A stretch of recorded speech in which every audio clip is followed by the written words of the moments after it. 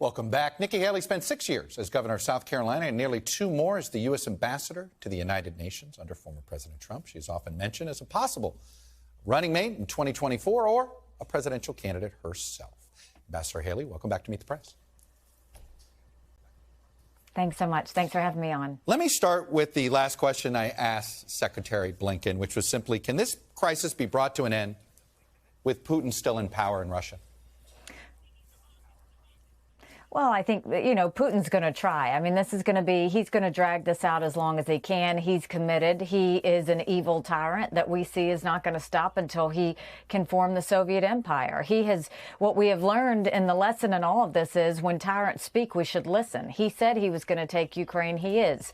China said that they were going to take Hong Kong. They did. He said that he wants to take Poland and the Baltics. We should believe him. China has said they're going to take Taiwan next. We should be ready for that. Iran says they want to destroy Israel. Every time a tyrant speaks, we need to remember they've told us we need to listen. You sound like somebody then that would be in favor of a no-fly zone over Ukraine right now. Is that how if Putin is what you describe him as, what guardrails should we be putting on the NATO alliance right now? No, I'm not in favor of a no-fly zone right now. What I am in favor of is the Biden administration stepping up and doing the things that will matter. We know that the one thing that punches Putin in the gut is to hit his energy sector. There is no reason we should be taking money from an enemy. We should go ahead and sanction all of those energy companies right now. We should remove him from the international banking system. We should be coordinating intelligence in real time with the Ukrainians. We should be leading with NATO, telling them to give the planes to Ukraine. We should be making sure that we're moving forward on giving them the missiles they need. They have said that they don't have what they need. They need javelins. They need Stingers. They need anti-air and anti-tank missiles to be able to do this. We've got to give it to them.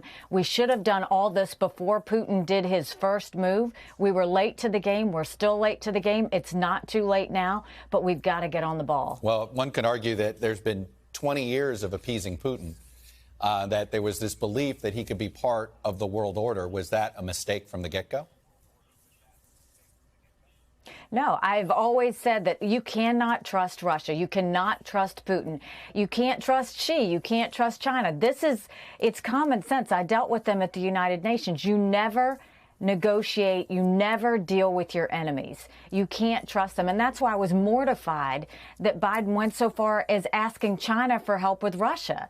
I mean, you never ask an enemy for help with another enemy. I never told China anything that I didn't want Russia to know, because you know how they coordinate. It's the same reason why it's unthinkable that Biden would be coordinating or even thinking of getting back into the Iran deal with the Russians and Chinese at the table. Why are we negotiating and trusting enemies? You don't do that. That's the first start to being strong in America, is understand who your enemies are and make sure that you let them know that you understand them. So if you would not, there's one thing, you would treat China as an enemy, not as a rival, if you will. You wouldn't work with them diplomatically at all if you were in charge right now? Do you know what? I mean, China right now has coordinated with Russia. When Biden went and told China what was going on and asked for help with Russia, what did China do? China ran and told Russia. I watched at the United Nations. Those two countries are getting incredibly close. They don't like each other. They don't trust each other, but they both want to destroy the West. Why are we waiting for that to happen? China, when they take Taiwan, this is going to blow up. Right now, Taiwan's manufacturing half of the semiconductor chips. What do Americans use? They use their phones. They use their computers. They drive cars. All of that will be disrupted. Why are we relying on China to give us medical supplies when we saw how they handled COVID in the world? We've got to wake up. America has to wake up, and we have to start being smart to deal with these tyrants. We can't let them continue to run all over us. Let me play something here that Vice President Pence, former Vice President, said on Friday. I'm curious of your reaction to it. He said, there's no room in this party for apologists for Putin. There's only room for champions of freedom. As you know, there's been some flirtations on the right with Putin, although ever since he actually invaded, some of those folks have taken some of those things back. For those that have said nice things about Putin, including your former boss, President Trump, what do you say to them? Well, first, I'll tell you, my very first speech at the United Nations was in support of Ukraine and hitting Russia. Protocol at the United Nations was to meet with the Russian ambassador first, and I purposely threw protocol out the window and met with the Ukrainian ambassador first. Putin is an evil tyrant. He has proven it, whether he tries to poison his political opponents, whether he shoots down planes, whether he assists Assad with chemical weapons in Syria. He has shown us time and time again that he is evil. What I will tell you about President Trump is, as much as everybody wants to talk about what he says, what I look at is what he did. He sanctioned Russia. He expelled diplomats. He shut off Nord Stream 2, which is all Putin ever wanted. He built up our military, and he made us energy independent. All of those things countered Putin and countered Russia. This never would have happened under Trump. What we have to look at now is, how do we make sure this doesn't go further under Biden? This has been a terrible mistake that all started with Afghanistan. And one thing after the other, we've done nothing but show weakness. We have got to show strength.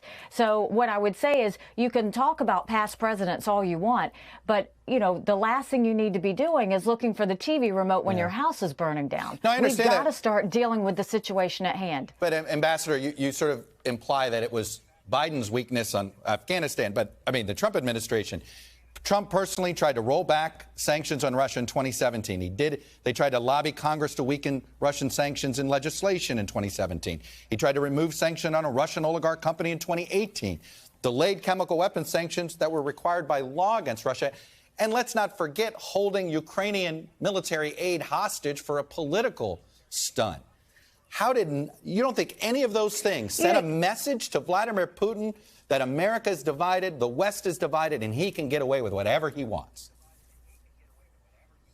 You said it in every one of those things. You kept saying he tried. All I know is what he did. And I was personally there at the United Nations when he got out of the Iran deal, when he sanctioned Putin, when he expelled diplomats, when he refused Nord Stream 2 pipeline. So I watched what he did. He did stronger things against Russia than Republican or Democrat presidents before him.